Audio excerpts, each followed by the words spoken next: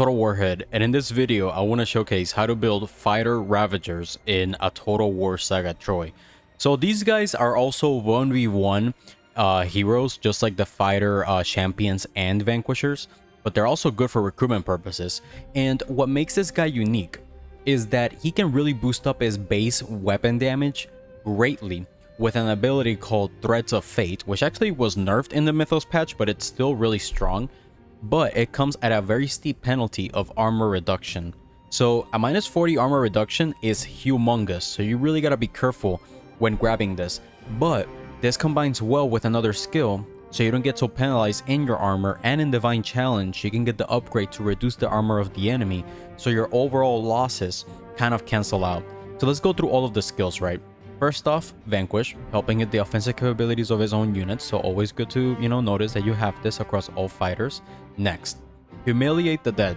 Now this one, I was kind of like, why would I select this, instead of Aegis of Zeus? But Aegis of Zeus gives me missile resistance for my own hero, and I kind of really don't need that in campaign so much. He's not really going to get hit so much by missiles.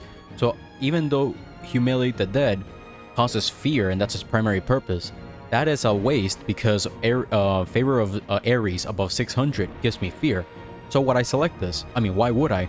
So if you go for the upgrade of armor, you can get plus 15 armor here, which is a huge upgrade to get. So let's start there. Now note that this does cost 3 rage per second to use, but this is the only skill that he will be using that costs rage. So your overall rage gain in combat is gonna depend on you being in combat and having this active at the same time. Next, I want to improve his overall defensive capabilities with Way of Athena and the melee defense upgrade, which is the only one there, to get plus 12 melee defense.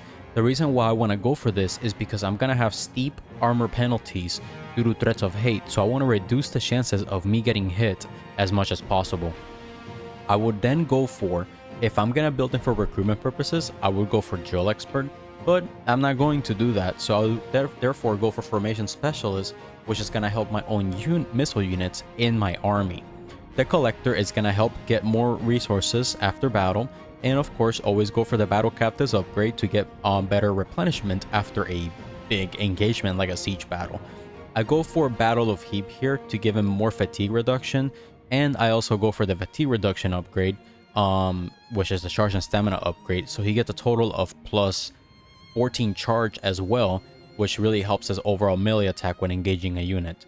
I would then go for the Divine Challenge armor upgrade, so when I engage an opposing hero, I lower their armor by minus 20, which is going to help me offset even further, the penalty that I'm going to take from Threats of Fate. And then I'm going to go for the Asclepius method to get more replenishment for this army. If I built him for recruitment purposes, then I would go for Inspirational Leader. I want to then go for Heavy Weapon to further boost the overall damage of this hero overall.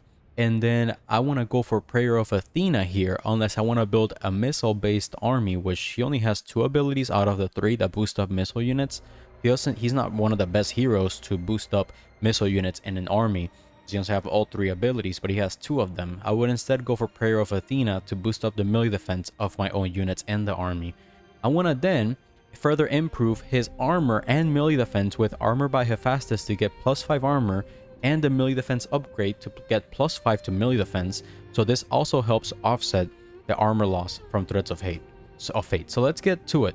Those Chosen of Hermes. So before getting to Threats of Fate, I also have Chosen of Hermes here to help the battle speed of my own units, which is a really underrated stat, especially when you have heavy units in your own army. Now I want to go for Threats of Fate. I've been mentioning this all over the place, but let's get to it. So if you go for the Threats of Fate damage upgrade, you're gonna do 75% more weapon damage, and you're gonna have plus 35 more melee attack at a steep penalty of minus 40 armor. This lasts 60 seconds.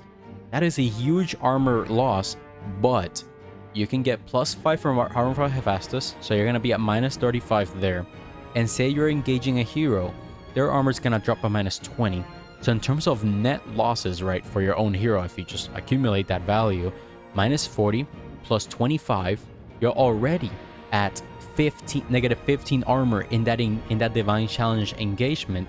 And if you have Humiliate the Dead active, you can completely offset all these armor changes to be at net zero with how much you gain and how much the enemy hero loses. And by doing all these offset, what you end up getting is a very defensive capable hero to not get hit so much in combat. And I can give him, 75% more weapon damage and 35 more melee attack, which is a humongous freaking increase. I mean, he's gonna hit the enemy at all times. You're probably gonna get to the max hit chance value by doing this. If there was any chance to lower the enemy's melee defense even further, it would be even great, but he doesn't have any more abilities to do that. The final thing that I would give him is the Battle Veteran to further boost up his hit points, so he does have even better defensive capabilities. And here for the final upgrade, I mean, I always go for the passive regeneration, which is +5 healed per second. So if I have to take him out of the engagement, I can, and he can replenish, especially useful for like siege battles. Some people would go for the hit point. Actually, I don't know who the hell would go for the hit points. Maybe it's worth it. I mean, it's a +8% to hit points, which is huge. But I think that this one of regeneration is just really valuable to just pull out if you need to and replenish your hero if you get into a really sticky situation. So overall, that is how I would build the Fighter Ravager. I really want to thank you for watching, and I sincerely hope to see you on the next one. Bye bye.